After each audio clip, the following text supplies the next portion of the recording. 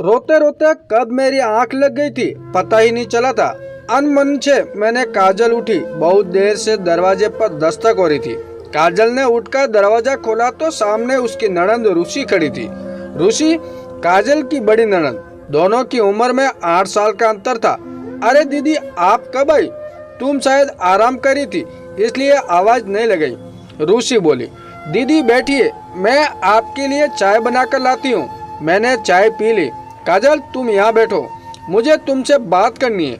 रुचि ने काजल को अपने पास बैठाया। मुझे बताओ क्या प्रॉब्लम है?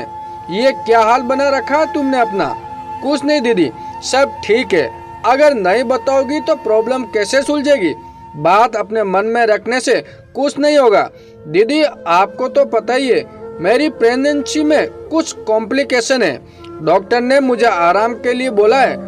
माँ जी चाहती है कि इस समय अपने मायके चली जाऊं। दीदी वहाँ मेरी माँ की तबीयत ठीक नहीं रहती है। वो कैसे कर पाएगी इतना काम? जब भी मेरी तबीयत खराब होती है तो माँ जी मुझको मायके भेज देती है कि यहाँ कौन तुम्हारी सेवा करेगा। उसके अलावा जब भी मैं मायके जाने के लिए कहती हूँ तो माँ जी मना कर देती है। इस वजह से मैं जितने दिन भी मायके में रहती हूँ उतने दिन बीमार ही रहती हूँ। मेरा भी मन करता है कि मायके जाकर सबके साथ अच्छे से बात कर सकूं, घूम फिर सकूं, लेकिन मेरा तो सारा समय बीमारी में ही निकल जाता है। अब तो वहाँ रिश्तेदार और पड़ोसी भी कहने लगे कि जब भी तू बीमार होती है तुझे यहाँ भेज देते हैं, जब तक ठीक होती है तो वहाँ बुला लेते हैं। तू उस घर की नौकरानी है क्या? क्योंकि नौकरानी जब तक काम करती है तब तक अच्छी लगती है, बीमार पड़ने पर भारी लगने लगती है। जब तेरी सास बीमार होती है तो क्या वो भी अपने मायके जाती है? अब आप ही बताइए कि मैं क्या करूं? विक्रम ने कहा भी कि काम के लिए बाई लगा लेते हैं तो भी मना कर दिया। मेरे पीछे भी तो माँ जी अपने आप काम करेगी। क्या बहू के लिए 2 रोटी बनानी उन्हें भारी पड़ती है?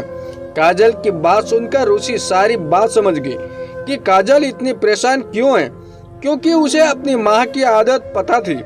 रुचि ने काजल से कहा, काजल अगर मैं माँ से अभी बात करूंगी तो उनको समझ नहीं आएगा। तुम कुछ दिनों के लिए अपने घर जाओ, देखना बहुत जल्दी वो तुम्हें लेने खुद आएगी। काजल आश्चर्य से रुचि को देख रही थी। अगले दिन काजल मायके चली गई।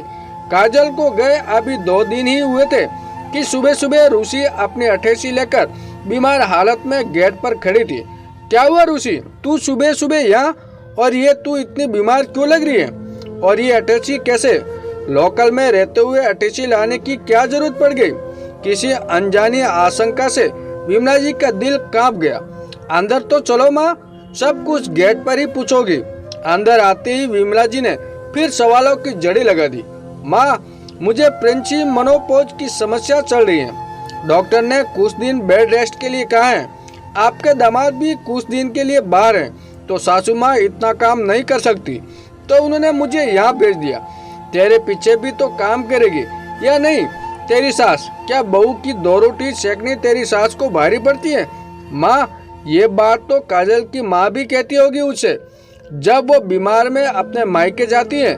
माँ मेरी सास बहुत अच्छी है, उन्हें काम करने में कभी जोर नहीं पड़ता, तभी मैं जब देखा तब आ जाती हूँ। इस वक्त भी मेरी कोई तबीयत खराब नहीं है, लेकिन आपको ये बात समझानी जरूरी थी।